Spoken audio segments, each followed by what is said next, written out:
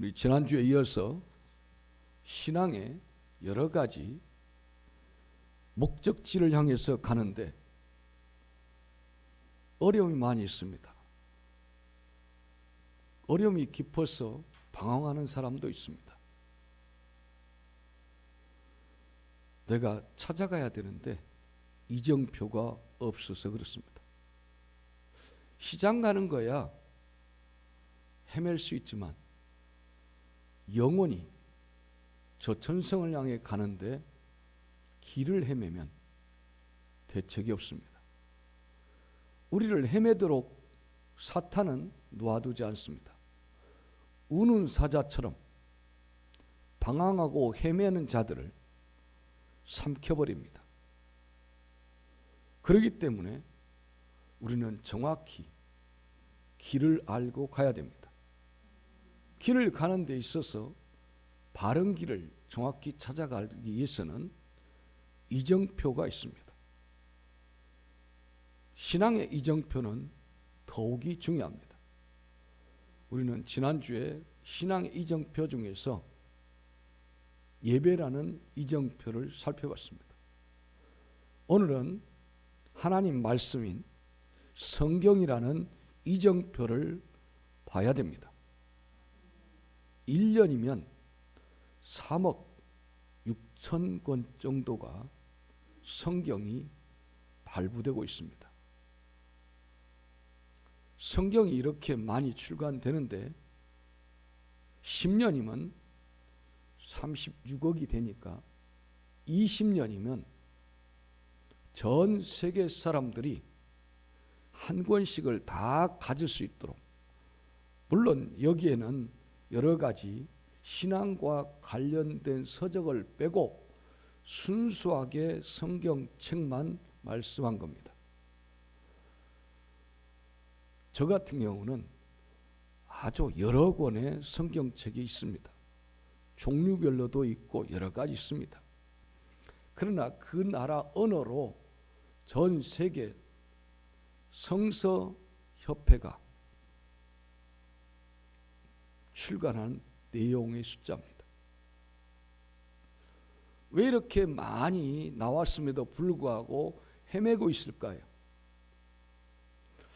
왜 그렇게 정확하게 예수 믿는 사람들은 적을까요? 세상은 더 밝아져야 되는데 더 어려운 이유는 뭡니까? 여러분, 하나님 믿지요?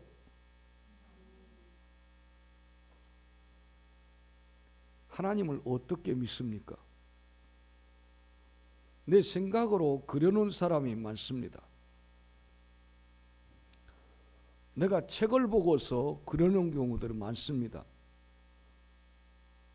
그런 하나님이 아닙니다. 하나님이 어떤 분인지는 성경만이 말하고 있습니다. 이 성경이 없이는 하나님을 알 수가 없습니다. 내가 믿는, 나에게 구원을 주는 이 하나님을 내가 믿는다는데 모릅니다. 모르고 하나님을 믿고 있습니다. 그렇기 때문에 잘못된 하나님을 그려놓고 하나님이라고 믿고 있습니다. 그런 하나님이 아니세요. 하나님이 어떤 분인지 정확하게 알려주고 그 하나님이 알려준 대로 여러분들이 정확하게 그 하나님을 붙잡고 그 하나님을 신뢰하고 하나님을 따라가야 됩니다. 하나님을 모르는데 예수님을 알 리가 없지요. 예수님을 알아야 되는데 모릅니다. 성경을 통하지 않고는 주님을 알 수가 없습니다. 성경만이 정확하게 주님이 누구인지를 그려놨습니다. 예수님, 하나님은 우리 보고 교회 다니라고 부르지 않았습니다. 여러분은 많은 사람들에게 교회로 오라는 초청장을 청했을 뿐입니다. 칠순잔치를 꼭 집에서만 하는 거 아닙니다. 결혼식하는 웨딩 뷔페에서도 할 수 있고, 구민회관에서도 할 수 있고, 저 외곽에 있는 화려한, 옛날에는 가등이란 말이 많이 있었습니다만은 지금은 별로 그 말은 안 써요. 없으니까. 그런 아주 화려한 그런 곳에서 할 수가 있고, 호텔에서도 할 수가 있어요. 핵심은 누구냐면 칠순 잔치를 하는 그분이에요. 그분이 없는 칠순 잔치가 무슨 필요가 있습니까? 그렇기 때문에 교회라는 곳으로 부른 것이 아니고, 교회 다니라고 부른 것이 아니고, 교회로 와라.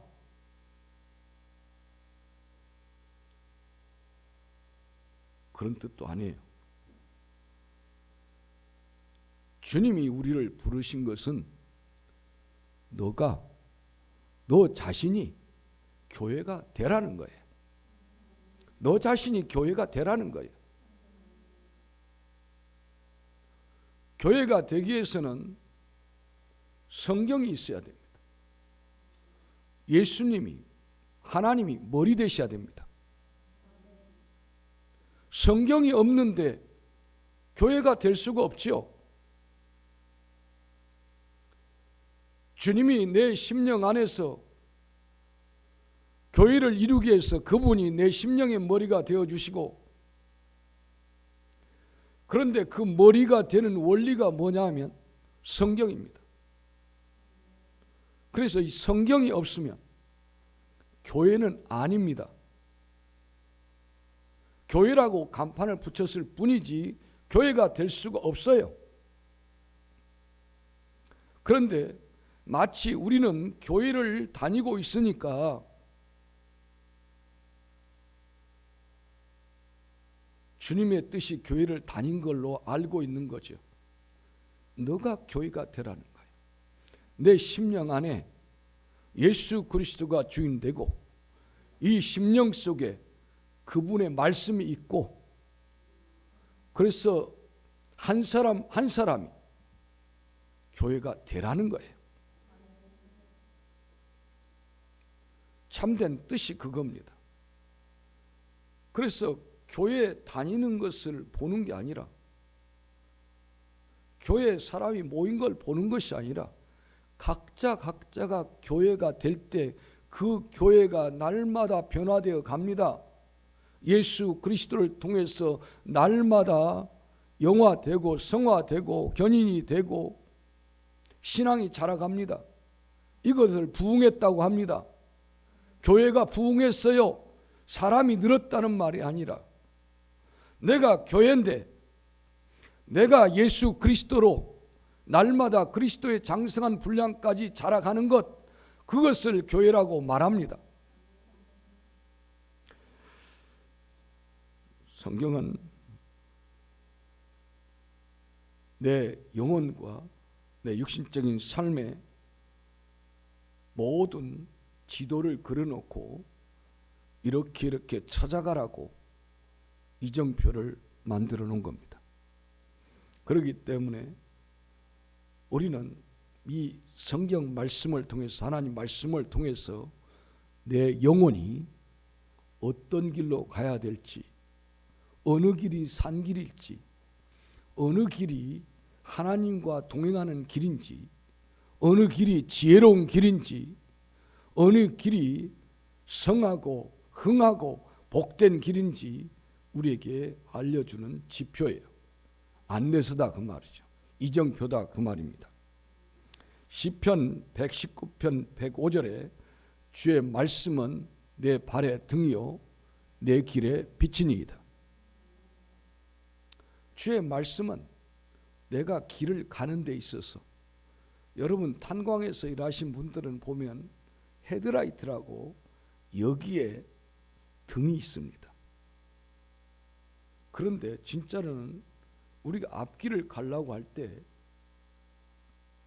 내 발 앞을 비춰주는 랜턴처럼 후레쉬처럼 내 앞길을 이렇게 비춰주는 그 빛이 바로 하나님 말씀이고, 그리고 내 길에, 내가 가는 인생 길에 빛이다.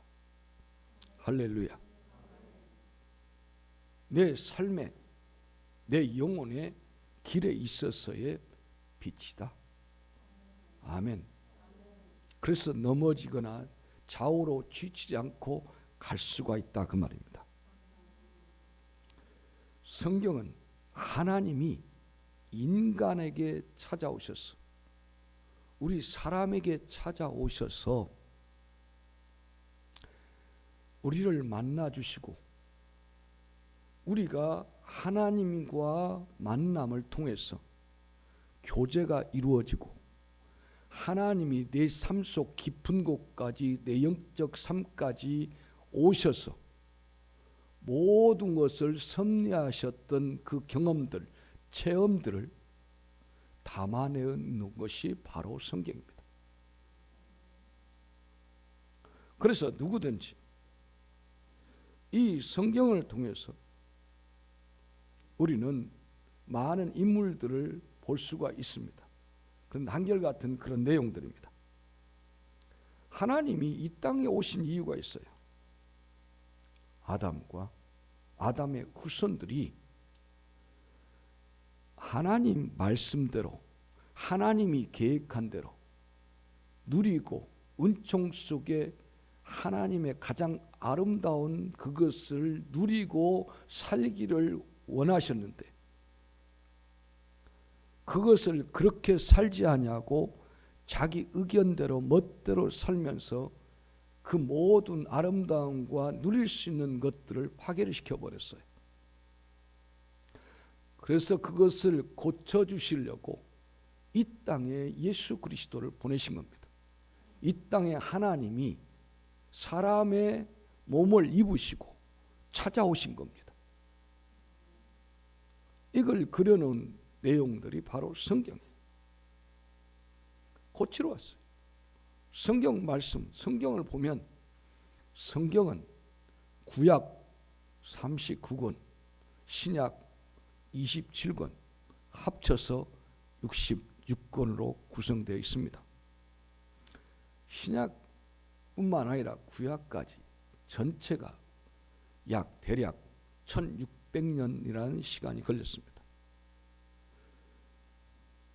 성령으로 감동되어서 하나님께서 이 말씀을 사람의 손을 빌려서, 사람의 손을 사용하셔서 일일이 성령의 감동으로 기록하셨습니다. 그렇기 때문에 5년을 쉬었다가 써도 내용이 다를 수가 있는데, 처음 시작해서 레위기가 가장 먼저 쓰였는데 창세기가 먼저가 아니라 레위기가 가장 먼저 쓰여졌습니다. 그래서 모세 오경을 토라라고 얘기합니다. 율법이죠. 이 레위기가 가장 먼저 쓰여서 시내산에서 오순절 50일 되는 날, 이집트에서 해방되어서 나와서 50일 되는 날, 시내산에서 하나님이 많은 백성들 산 아래 놔두고 모세만 불러서 산으로 불러드립니다. 빽빽한 구름 속에서 모세를 불러서 모세에게 말씀을 주십니다. 앞으로 이렇게 살아라. 너희가 이렇게 살아야 너희가 길을 잃어버리지 아니하고 나의 사랑과 돌보심과 인도함 속에 살아갈 수 있다. 그래서 나와의 관계를 이렇게 하고 너희들끼리 이웃끼리 관계를 이렇게 하라 해서 그들에게 법을 줍니다. 규례를 주죠. 그것이 바로 십계명입니다. 두 돌판에 십계명을 주죠. 그래서 이 두 돌판에 하나님께서 친히 새겨준 이 말씀을 가지고 그들은 법궤를 만들어서 또 이들이 출발하기 시작합니다.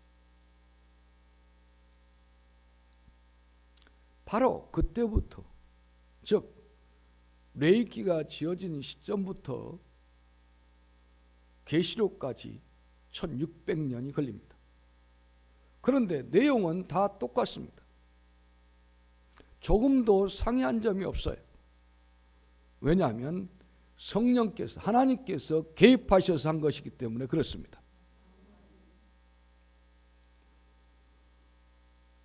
이 말씀은 바로 하나님의 사랑이 있고 우리 구원에 대한 계획이 있고 우리끼리 서로 사랑하라는 내용이 있습니다. 그런데 예수 믿는다고 하는 사람들이 악랄한 경우가 참으로 많습니다. 왜 그럴까요? 교회만 다니고 있습니다. 교회 다니라고 했더니 그 말이 마치 자기가 교회가 되지 않고 나는 교회만 다니면 되는 걸로 착각을 한 거죠. 그리고 말씀이 없습니다. 성경이 있어야 되는데 성경은 장식품으로 전락하고 없습니다.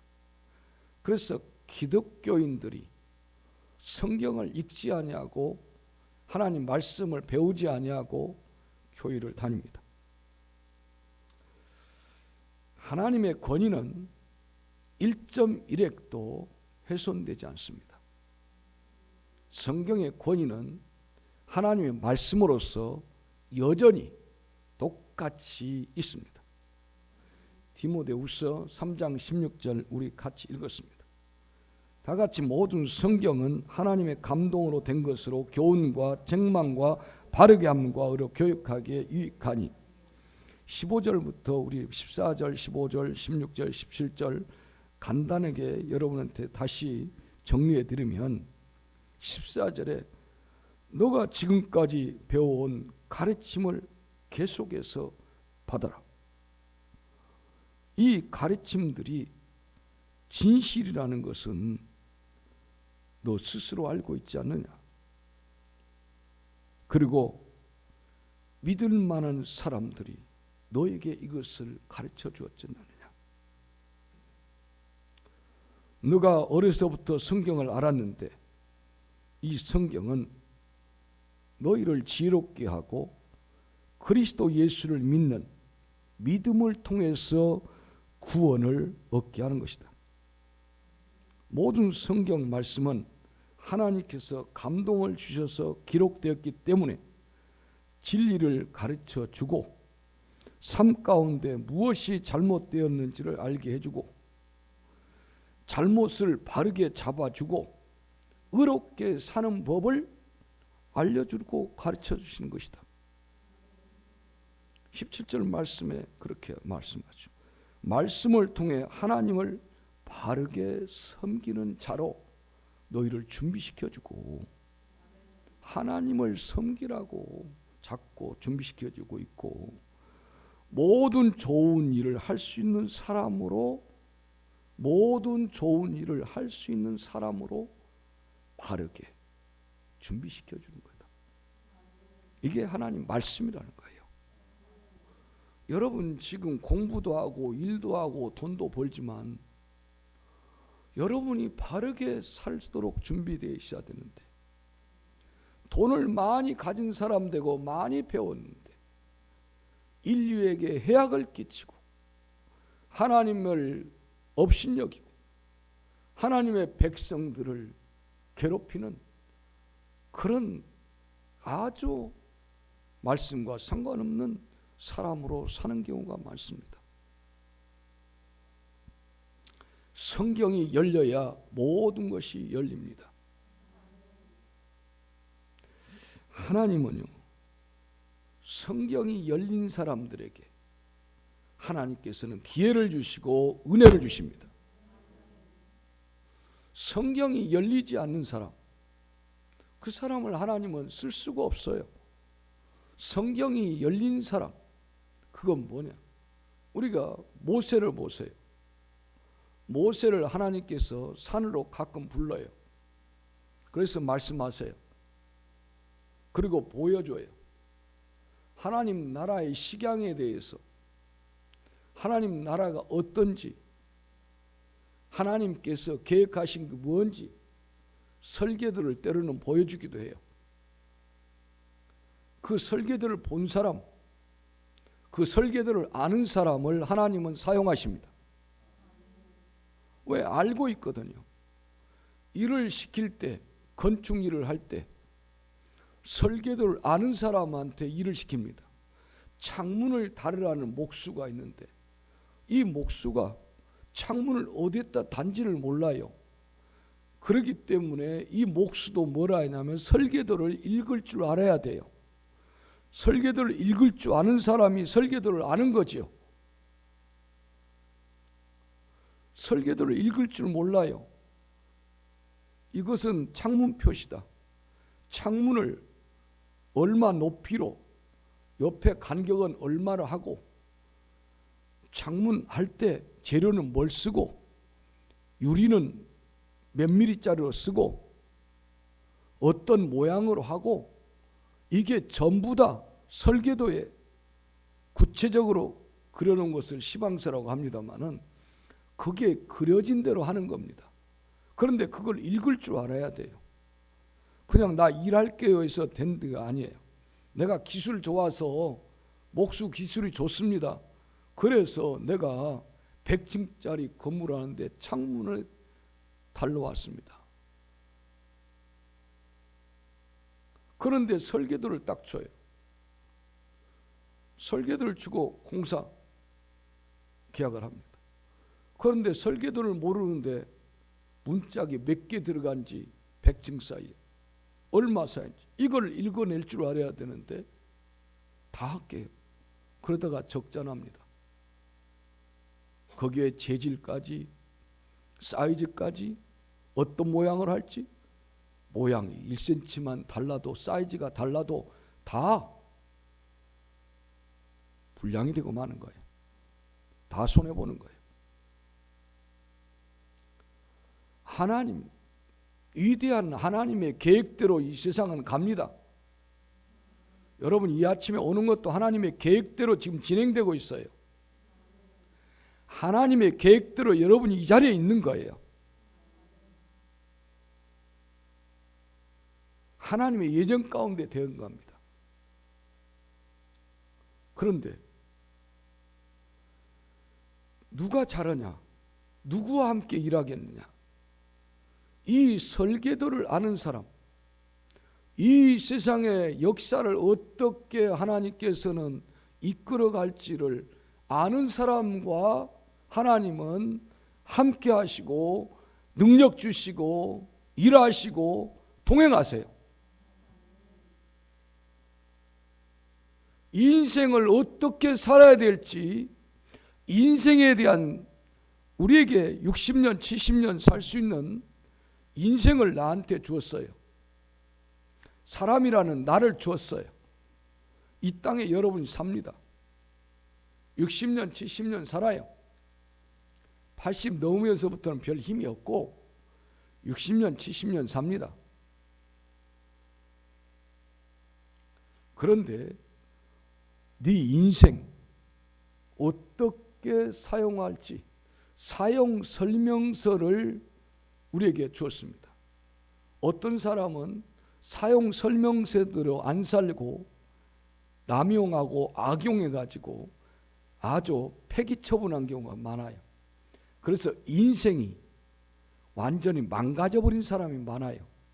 사용 설명서대로, 인생 사용 설명서대로 살아야 되는데 사용 설명서대로 살지 않아서 망가뜨려요. 바로 사용 설명서가 어디 있냐? 성경에 있어요. 하나님의 원대한 계획도 성경에 다 해놨어요. 그렇기 때문에 성경을 읽어서가 아는 것이 아니라 알고 읽어야 됩니다. 설계도를, 큰 공사 설계도를 읽을 줄 알고 일하러 가야 되는 거예요. 성경을 알고 성경을 읽어야 된단 말이에요. 그러면 누군가에게 배워야 돼요. 가르쳐 줘야 돼요. 대충 계집듯이 짓고 사는 것이 아니에요. 하나님의 세계는 최고예요. 최고의 소중함이 있고, 최고의 가치가 있고, 최고의 영광이 있고, 하나님의 작품이요 걸작을 만들기 위한 하나님의 계획들입니다. 그렇기 때문에 알아야 돼요. 잘 아셔야 돼요. 그래서 하나님은 하나님의 설계도를 읽을 수 있는 사람들과 함께 일하시고 그 사람들을 사용하시는 거예요. 그리고 보여주세요. 모세를 보세요. 예수님은 다 아신 분이고, 사도 바울을 보세요. 다윗을 보세요. 사도 요한을 보세요. 계시록을 기록했던 사도 요한. 하나님의 계획을 다 본 거예요. 보여줘서. 그래서 성경에 대해서 열려야 됩니다. 하나님 말씀에 대해서 열려야 돼요. 하나님 말씀을 깨달아야 됩니다. 할렐루야.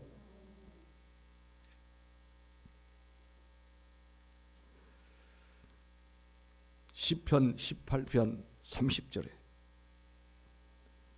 하나님 말씀은 티끌만큼도 틀림이 없다고 합니다. 흠이 없어요. 완벽해서. 하나님의 길은 완전하고 완벽하다. 영어로 퍼펙이라고 합니다. 다 같이 한번 보겠습니다. 하나님의 도는 완전하고 여호와의 말씀은 정매하니 저는 자기에게 피하는 모든 자의 방패시로다. 아멘.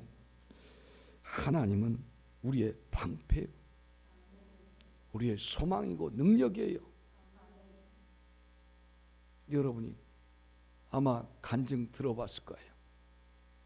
20년 넘게 1993년부터 2015년까지 20년 넘게 북한을 위해서 뭐 약도 갖다 주고 뭐 그런 일을, 또 집 없는 사람 집도 지어주고, 저 소련 쪽에 가까운 북한이 있는데 그걸 나진 선봉이라고 합니다.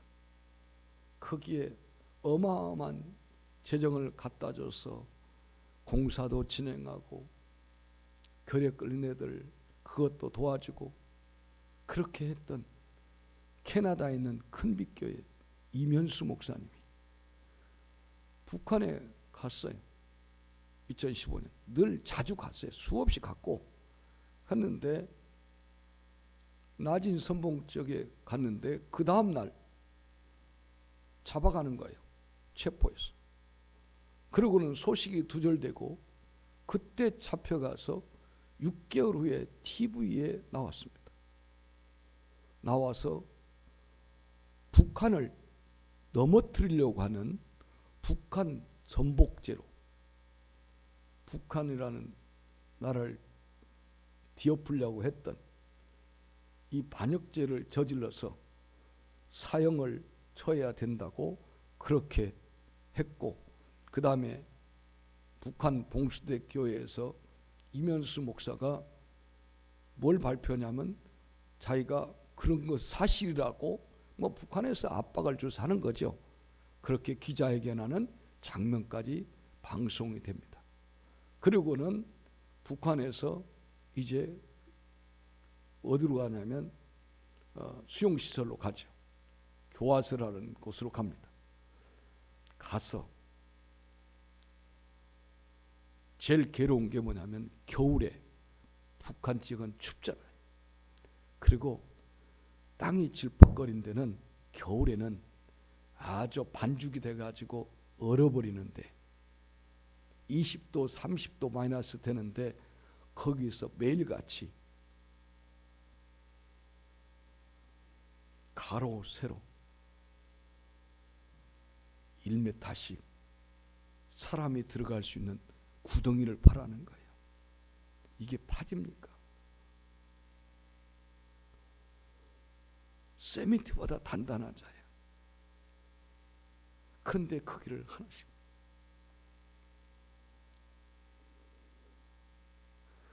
그런데 그 속에서도 혼자서 예배를 드리려고 하는데 성경이 없더라는 거예요. 왜? 다 뺏어갔으니까 없죠. 성경이 없으니까 예배도 안 되고 기도도 안 되고 다 안 되더라는 거예요. 지금까지는 아무데나 자기가 들고 다녔고 소나기에 있었고 교회 가도 있고 사택에 가도 있고 도서관 가도 있고 어디 가나 널려 있는데 내가 읽고 싶어도 듣고 싶어도 보고 싶어도 성경책을 볼 수 없구나. 최고 고통이 겨울철에 땅 파는 것보다도 힘들고 고달프고 절망적인 것이 성경 말씀이 없더라는 거지. 제일 힘들더라. 절망을 갖다 준 게 바로 그거였다는 거지. 6개월 동안 성경책 보기를 갈망하고 기도했는데 6개월 후에 자기 성경책이 들어온 거예요. 그날 자기는 최고 많이 울었다는 거죠.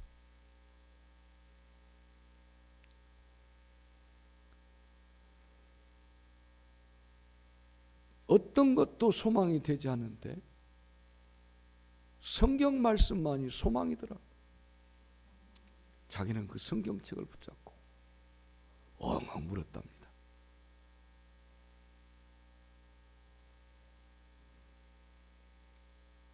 어떤 환경 속에서도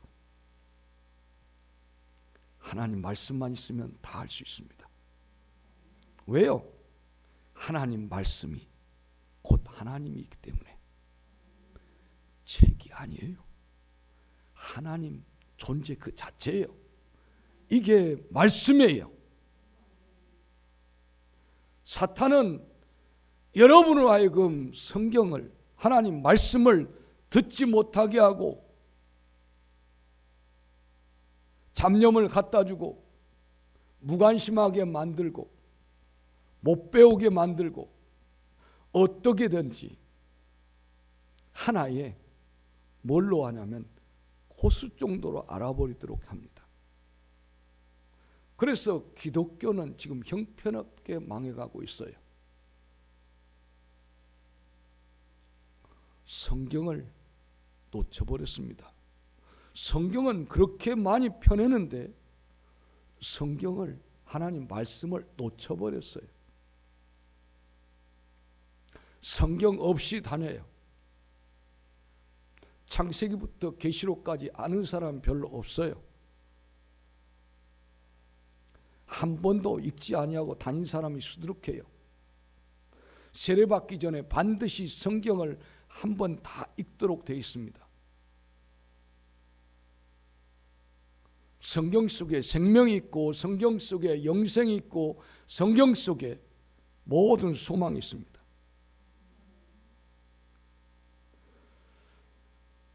요한복음 1장 1절에 다 같이 태초에 말씀이 계시니라. 이 말씀이 하나님과 함께 계셨으니 이 말씀은 곧 하나님이시라. 말씀이 곧 하나님이십니다. 그래서 말씀을 알아야만이 하나님을 알 수 있어요.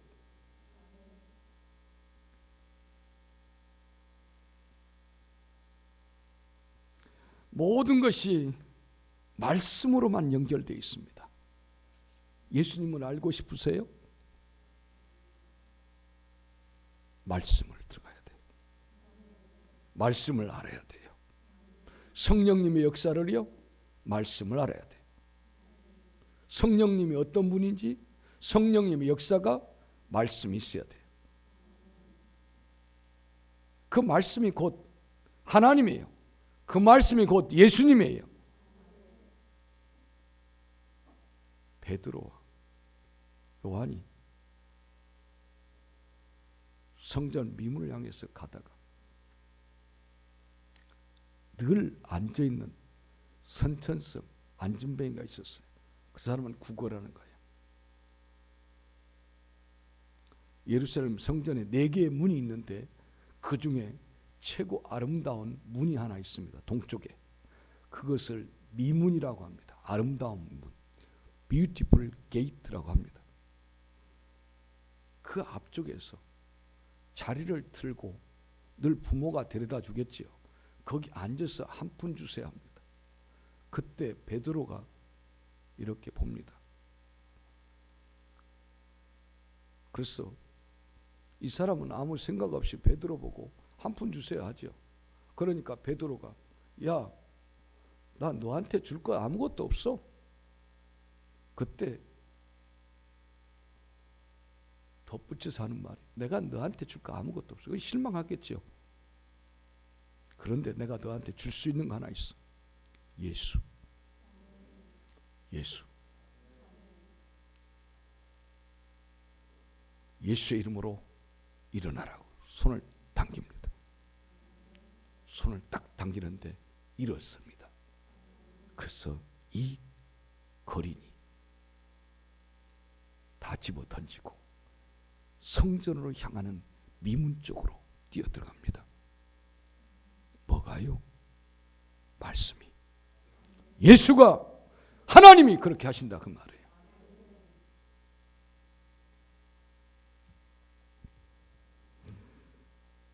그래서 모든 능력도 회복되는 것도 구원도 전도도 천국도 모든 만물의 시작과 끝도 하나님 말씀으로 연결되어 있어요. 즉 하나님 말씀을 빼놓고는 되지 않는다 그 말이에요. 이런 능력도 하나님 말씀이에요. 이런 은총을 받는 것도 하나님 말씀이에요. 기도하기를 원하세요? 진짜 기도? 여러분 기도 10분도 못 하잖아요. 물론 오래 한다고 좋고 뭐 대단한 건 아니지만 말씀이 없거든요. 말씀을 근거해서 우리가 기도하는 거거든요. 말씀이 없어요. 기도 못 하죠. 기도 시간이 죽을 맛이죠. 기도 시간이면 흥얼흥얼하다가 끝나는 거예요. 그냥 저 절간에서 하는 사람과 별 차이가 없어요. 주술적으로 하는 것밖에 없어요. 왜요? 우리는 하나님을 신뢰함으로 하는 거거든요. 하나님을 믿고 내가 기다리는 거예요. 그러니까 주술적인 거 있잖아요. 복 주세요, 건강 주세요, 잘 되게 해주세요. 뭐 그런 거죠. 그건 예수 안 믿는 사람도 똑같이 하고 있는 거예요. 말씀 없이는 어떤 섭리도 세상 섭리도 세상이 왜 이렇게 간지도 알 수가 없어요. 그런데 말씀 속에 다 있어요. 여러분이 그냥 이 자리에 앉아 있는 거 아니에요. 말씀은 노고스로 갑니다. 노고스 말씀인데 진리입니다. 이성적으로 깨달아지는 그런 말씀입니다. 근데 이것처럼 노고스란 말씀은 단순히 진리라고 정의를 내려준 그 차원이에요. 그런데 이 말씀을 더 깊게 들어가면 이 말씀이 노고스로 받는 것이 아니라 그 차원을 넘어서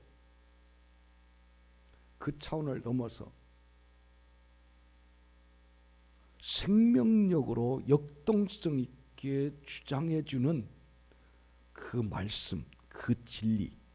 그래서 이 말씀이 들어와서 내 영혼을 움직이고 저 사람을 변화시키고 저 영혼을 새롭게 하고 저의 삶을 온통 뒤바꿔 놓고 넘어진 자를 일으켜 세우고 사회를 변화시키고 옛날 제네바는 칼빈이 거기 가서 칼빈이 제네바 시장도 합니다마는 칼빈이 가서 다스리기 전에는 도둑놈 소굴이었습니다. 칼빈이 가서 이 말씀을 알려주니까 제네바의 시가 가난하고 도둑놈 소굴이었던 그곳, 거짓말, 속임, 눈속임, 사기꾼들 천지였던 제네바 시가 하나님 말씀이 그곳에 선포되니까, 하나님 말씀을 이들이 깨우치니까 제네바 시가요 사기꾼 도둑놈 천지요. 그런데 그곳이 변화가 일어나는데 다 정직한 사람으로 바뀌어져 버립니다. 빵집인데 빵집이 너무 정직하게 하는 거예요. 고기 파는 사람도 정직하게 하는 거예요. 저울 속이거나 그거 없이 다 정직해져 버린 거예요. 싹 바뀌어 버린 거예요. 그래서 오늘날 그 영향으로 제네바가 지금도 그 영광을 누리고 있는 거예요. 이제는 제네바에 교회가 사람들이 없어요. 서서히 저물기 시작합니다. 그 아름다운데. 왜요? 말씀이 사라졌습니다.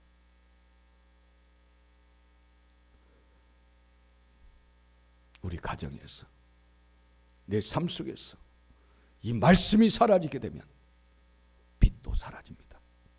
말씀이 내 인생에, 우리 공동체에, 내 가정에 빛이에요. 빛 속에 소망이 있어요. 빛 속에 미래가 있어요. 그래서 이 말씀을 뭐라고 하냐면 레마 이렇게 합니다. 라고스가 아니라 레마. 내 삶을 역동적으로 변화시키는 거예요. 환경을, 제네바 시를 사기꾼의 도시에서 정직한 도시로, 그러니까 뭘 하나 만들도 너무 꼼꼼한 거예요. 너무 내 가족을 빵을 만들어서 주듯이 빵집들이 그렇게 하고 있는 거예요. 내 자녀가 먹을 빵을 만들듯이 그렇게 빵을 만들어서 파는 거예요. 모든 것을 거래를 하는데 그렇게 하는 거예요. 바뀌지요.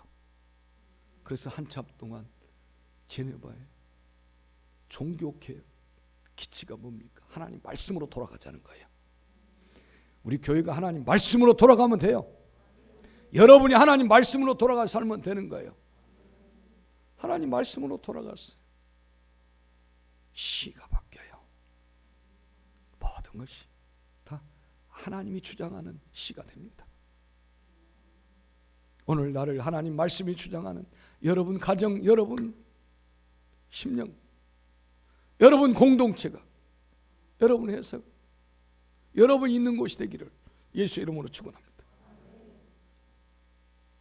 그래서 히브리서 말씀에 뭐라고 하냐면, 하나님 말씀은 우리를 고쳐내는데 영혼의 골수까지도 쪼개어서 그 미세한 부분까지도 고쳐내시더라, 치료해내시더라. 아멘. 우리는 내 자녀가 뭘 생각하는지 모르잖아요. 저 녀석이 무슨 꿍꿍이 짓을 할지 아무도 모르잖아요.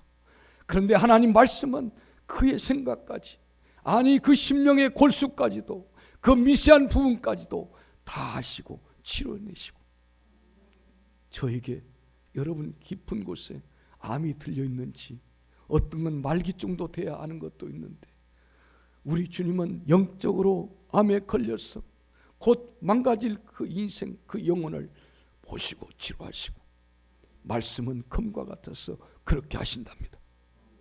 히브리서 4장 12절 말씀, 다 같이 하나님 말씀은 살았고 운동력 있어 좌우의 날선 어떤 검보다도 예리하여 혼과 영과 및 관절과 골수를 찔러 쪼개기까지 하며 또 마음의 생각과 뜻을 감찰하나니. 아멘. 이게 하나님 말씀이에요. 제대로 여러분 살게 하려면 말씀밖에 없어요. 생각으로 하는 말씀이 아니에요. 살아있는 말씀이 되어야 진정한 성도가 될 수 있습니다. 여러분 속으로 생각하는 그런 말씀 아니고요, 하나님 말씀으로. 말씀은 여러분의 삶을 힘있게 만들어줍니다. 삶은 여러분 언제 힘 있는 줄 알아요? 삶은요 복잡해지면 삶의 힘이 빠져버려요. 삶은 단순해야 돼요. 그런데 하나님의 말씀은요, 특징이 단순하게 만들어요. 뭐 이것도 걸리고 저것도 걸리고 이 사건 저 사건 막 얽히고 설키고 이렇게 되는 게 아니라 그냥 단순하게 만들어요. 왜요? 욕심이 많으면 이것저것 손대거든요. 욕심이 싹 빠져버려요. 그러니까 손 안 대는 거예요. 욕심 많은 사람은 오리발처럼 여기저기 막 이것저것 다 해놓은 거예요.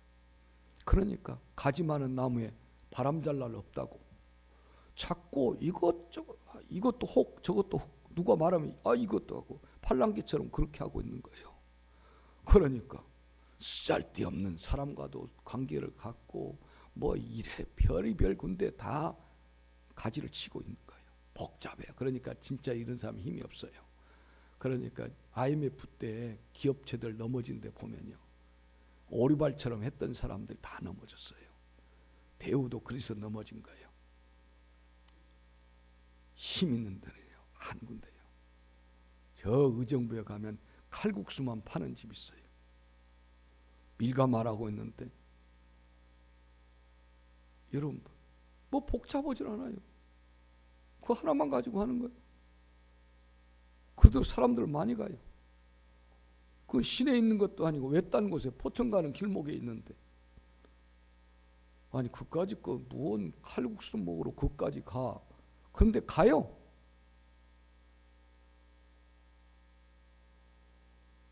왜요? 하나 있으니까 거기다가 머리를 쓰고 거기다가 중심을 받쳐서 하는 거예요. 여러분 여러 가지야 돈 버는 게 아니에요. 김밥 천국집에 가면 김밥이 1000개가 있어야 되는데 김밥집에 가갖고 된장찌개부터 돈가스까지 다 팔고 있는 거예요.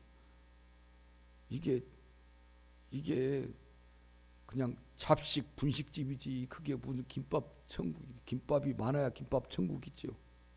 김밥이 천국처럼 한번 먹으면 뿅 가든지, 김밥집에 가면 김밥 맛없어요.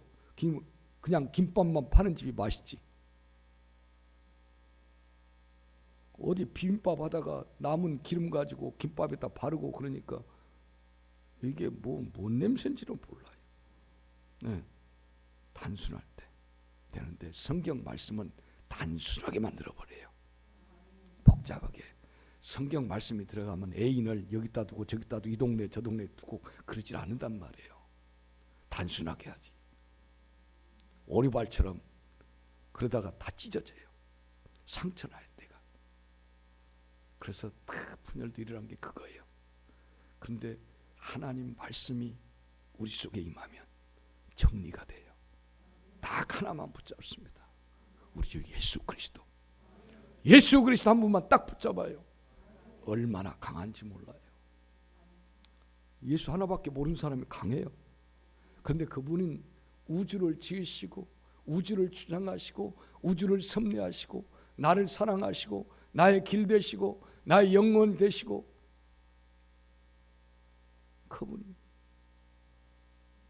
그분이니까 오늘부터 가갖고 전화 10군데 가고 나 오늘부터 끝났다 이제 연락하지 마라 그러라는 건 아니에요.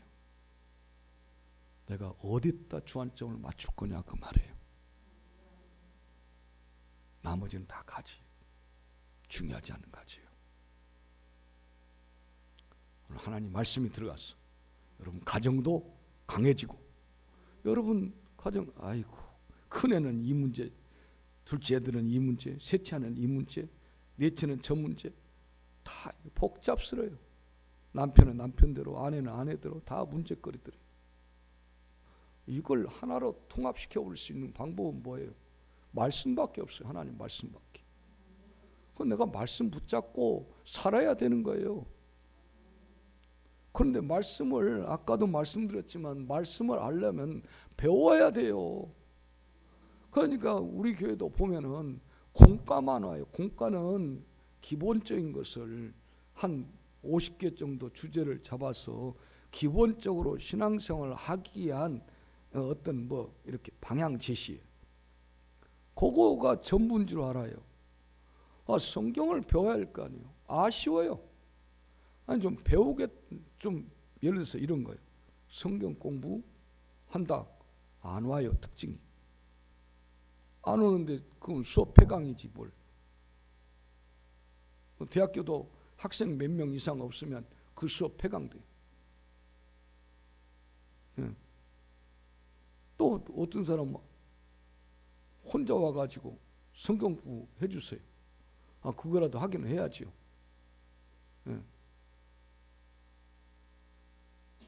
근데 그 사람이 오래 가냐? 오래 안 가요. 창세기부터 요한계시록까지 배워주고 싶어도 오래 안 가. 배워야 돼. 싹 배우면 한 4년 걸리겠죠. 갈 길 멀어요. 그냥 가요.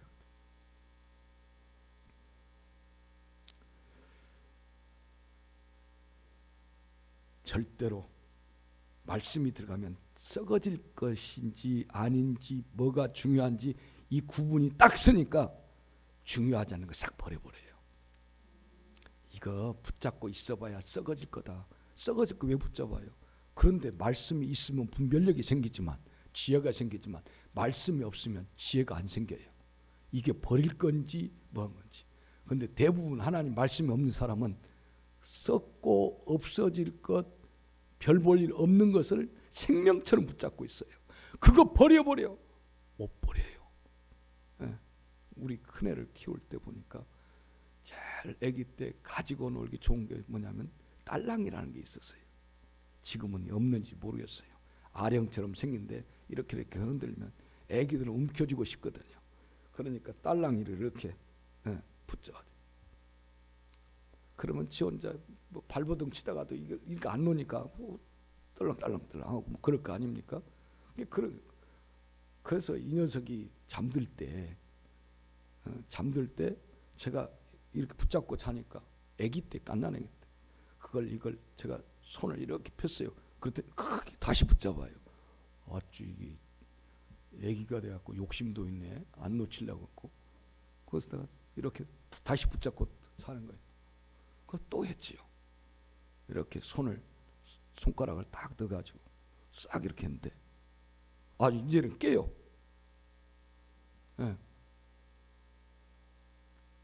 아니 그건 놔버리고 그냥 자지. 안 자고 그거 안 뺏기겠다는 거예요. 지금은 하나님 말씀을 그렇게 붙잡고 살고 있는지 어쩐지 모르지만 그렇게 살기를 바라요. 그거 쓸데없는 거거든요. 나중에 그거 눈 보지도 않더라고요. 이게 네가 어렸을 때 결혼식 때 그거 사다 줄 거 그랬어. 네가 갓난아기 때 이렇게 소중히 여겼던 절대 생명처럼 잠까지 깨가면서 이거 붙잡고 있던 그거다. 딸랑이다. 내가 그러면 뭐랄까? 이제는 분별력이 생겨서 나보고 아마 혹시 뭐 아버지 이상하진 거 아니에요? 아마 그럴 거라고요. 그런 걸 붙잡고 있어요. 지금 여러분 사람도 꼭 그런 사람 붙잡고 있어요. 젠작 떼버려야 될 그 사람 붙잡고 있는 거예요. 같이 망해지는 거죠. 같이 넘어지는 거죠.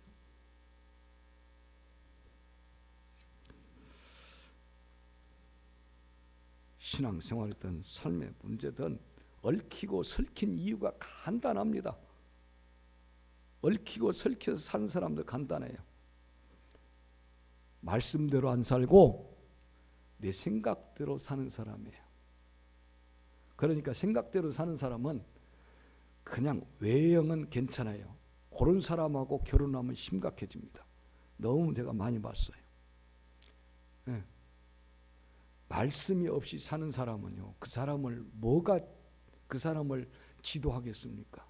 하나님의 말씀이 있으면 성령님이 그 사람을 지도를 해줘요. 간섭을 해줘요. 그런데 말씀이 없는데 지 생각이지요.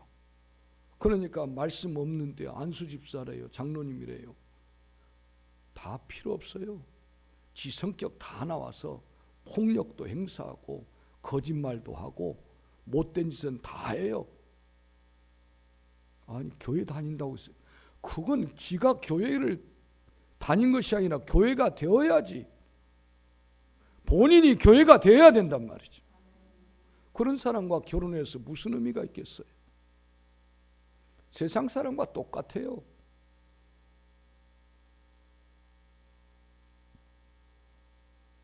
삶의 복잡한 문제. 그런 사람 자기 부인을 더 잘 때리고 남편도 죽일 수 있고 그런 거예요. 말씀대로 살려면 성경에 붙들려야 하고 성경의 목숨을 걸어야 합니다. 항상 하나님 말씀에 붙잡힌 것이, 내가 붙잡힌 것 같지만 그 말씀이 내가 붙잡고 싶은 것을 말씀이 붙잡아줘요. 아멘. 내가 이 사람을 붙잡고 싶은데 내가 안 붙잡아도 그 말씀 되시는 그분이 붙잡아 놓는다 이 말이에요. 내게 필요할 것 같으면. 아멘. 내가 그게 매달리지 않아도 돼요. 주님이 그 사람을 붙잡아 놓고 있는 거예요. 하나님 말씀이 그분을 붙잡고 있는 거예요. 할렐루야. 그러니까 그것에 안 매이지요. 제대로 신앙이나 삶을 안내받으려면 말씀이 있어야 됩니다. 여러분, 저 천성까지 가는데 말씀 배워야 하고 가르쳐야 하고 말씀대로 살아야 보장받습니다. 여러분, 미래의 모든 축복이 거기에 달려 있습니다. 예, 여러분 제대로 신앙생활 하고 싶으세요? 막연히 여러분 지금까지 해왔던 대로 하지 말고 내가 제대로 살아야겠다. 하나님의 은혜와 하나님의 약속된 백성으로 내 후손들까지 이어서도 내가 은혜롭게 하나님의 축복 속에 살아야 되겠다. 그러려면 하나님 말씀대로 하시기를 바랍니다. 하나님 말씀하신 대로, 하나님 말씀하신 대로 살으세요. 여러분들이 왜 관심이 없는 줄 알아요? 하나님 말씀대로 살아본 적이 없는 거예요. 하나님 말씀대로 살아본 사람들은 하나님 말씀대로 살았던 그 경험이 있어요. 예. 하나님을 체험한 경험이 있어요. 그러니까 관심이 확 들어와요. 그런데 하나님 말씀 별 관심이 없어요. 안 해본 거예요. 말씀대로 사셔야 돼요. 말씀대로 살기 위해서 말씀을 알아야 되고 배워야 되고 가르쳐야 되고 깨달아야 되는 거죠. 신명기 31장 9절로 12절 말씀을 지난 금요일 날 잠깐 말씀을 드렸습니다마는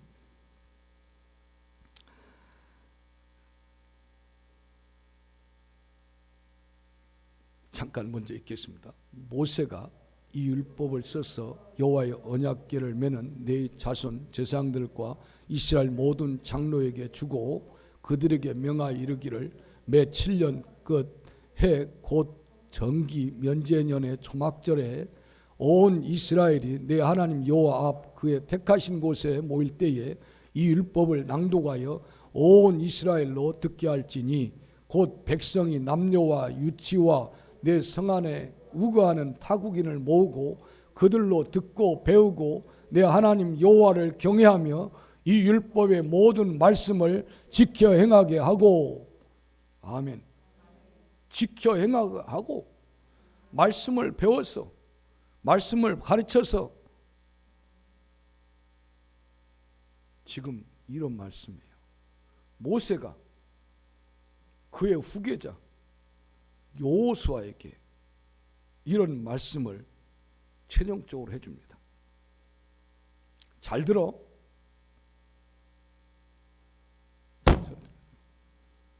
잘 들어.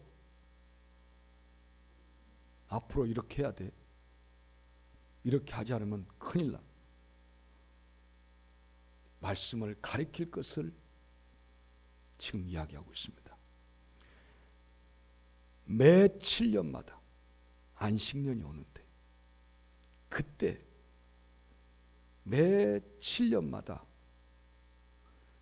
유치부까지 저기 봐요. 남자 여자 할 것 없이 어린아이 유치원생부터 성 안에 있는 외국 사람이든지 여행객이든지 하나 할 수 있으면 속까지라도 데려다가 놓고 다 모여서 뭐하라? 말씀을 배워라. 아멘. 봐요. 그들로 듣고 배우고 말씀을 가르치라 그 말이에요. 언제? 매 7년마다 다 모아서 빠짐없이. 왜 7년마다 하냐면 7년 지나가면 또 애들이 태어났잖아요. 그러면 그 녀석들은 몰라요. 하나님 말씀을 알아야 되는데 몰라요. 그러니까 또 잊어버려요. 7년쯤 지나면. 그러니까 7년마다 모두가 모여서 창세기, 출애굽기, 레위기, 민수기, 지금은 계시록까지 다 배워라. 아멘. 아멘. 아멘. 다 배워. 다 배워줘라 그 말이에요. 이거 생명처럼 지금 기록하고 있습니다. 그래서 여호수아가 이제 이 말씀을 듣고 그 다음에 모세는 이제 하늘나라로 갑니다. 여호수아가 20년 가까이 통치자가 됩니다. 그래서 이 20년 가까이니까 여호수아는 전 국민을 모아놓고 창세기부터 이 모세 오경을 토라를 알려줘야 됩니다. 가르쳐야 됩니다. 창세기, 출애굽기, 레위기, 민수기, 신명기 이것을 알려줘야 됩니다. 가르쳐야 돼. 외국 사람도 다 가르쳐야 돼. 여기에 살려면 친척이라도 너 우리 집에 살 거야? 예수 믿어야 돼. 다 예수 믿어야 돼. 여행 아니라고 우리 집에 있어. 예배 드려야 돼. 말씀 읽어야 돼. 이거죠. 한마디로. 다 이건 법이다.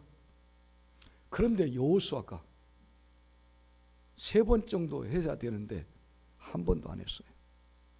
여호수아가 했던 기록이 없어요. 그러니까 이들에게 하나님을 섬긴다고 하는데 하나님이 없어요. 말씀이 없어요.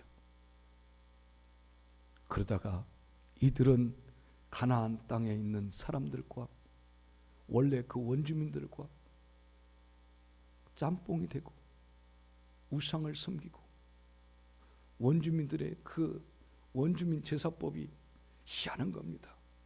성적으로 문란된 그거예요. 같이 그것 따라서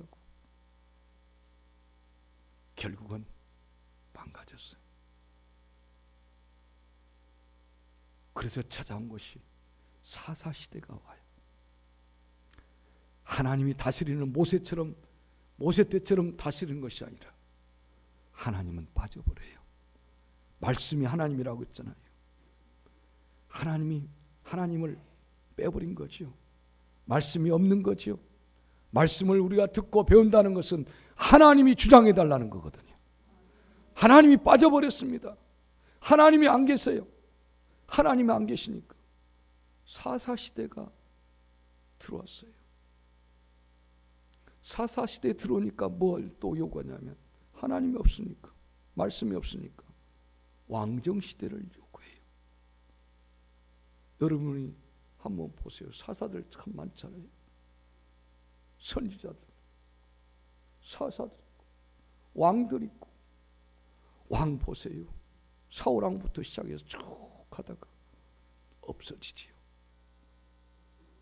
마지막 선지자들이 나와서 애쳐댑니다. 다시 하나님 말씀으로 돌아가야 됩니다. 하나님께 돌아가야 됩니다. 없어요. 없어요. 그래서 그 말로가 어떻게 되냐?